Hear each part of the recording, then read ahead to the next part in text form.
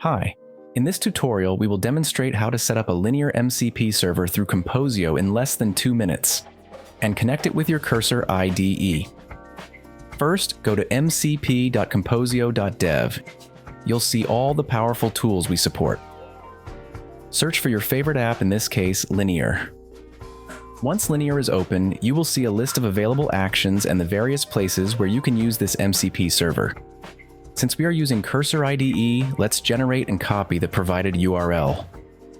Next, open Cursor IDE, click on Settings, and then select the MCP section. Choose Add New MCP Server and name it Linear. Paste the URL. Your MCP server is now ready.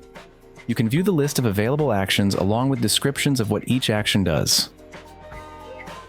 Let's start using it in our Cursor agent by asking it to authenticate first. You will notice that the agent has access to a tool called Get Required Parameters, which it uses to determine the necessary information to complete the connection. It also has access to Check Active Connection and an Initiate Connection command.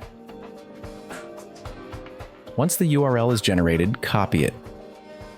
Open your browser and paste the URL. This URL allows you to authenticate with your app. Once authentication is successful, provide all the required permissions. With the connection complete, you can execute various actions. Let's ask Linear to create an issue. We requested the creation of a Linear issue with a specified title. The agent then proceeds to list all projects and retrieve the teams, information essential for creating the issue successfully. After gathering the required data, it creates the Linear issue with the given title by executing the Create Linear Issue action, and then it provides a link to view the issue. Let's check it out.